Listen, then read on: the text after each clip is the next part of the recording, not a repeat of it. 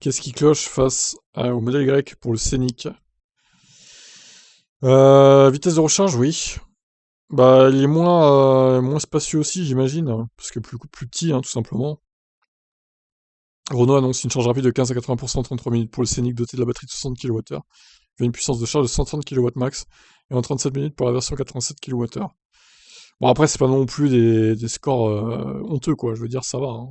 Il y a pire, hein. Forcément, le modèle Y, avec ses batteries Blade, là, il casse tout, quoi. Les pauses seront un peu plus longues pour le Scénic.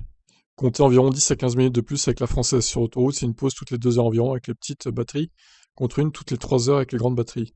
Prenant un peu de recul, certes le Scénic est battu par le modèle Y, mais il ne le démérite pas, d'autant plus qu'un autre sujet prouve que la Renault est bien née, ses consommations sont étonnamment basses. Ouais, alors ça, faudra quand même vérifier sur le terrain, hein, quand même. Parce que bon, j'ai l'impression que les constructeurs, ils ont trouvé un petit moyen pour contourner un peu le WLTP, là, de tricher un peu, entre guillemets, depuis quelques années, là. Donc ça sera à vérifier, ça, l'efficience en conditions réelles, j'ai envie de vous dire.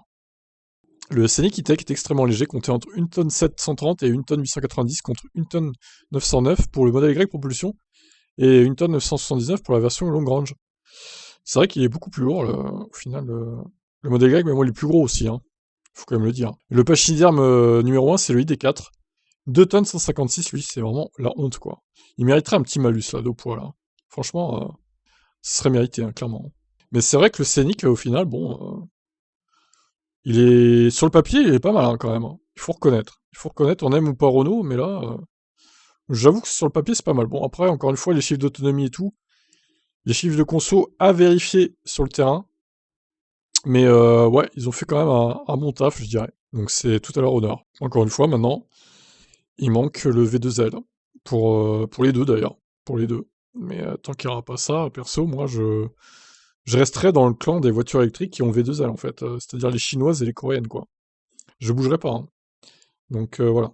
Parce que 87 kWh de batterie, quand même, le V2L, il peut quand même être très utile, hein.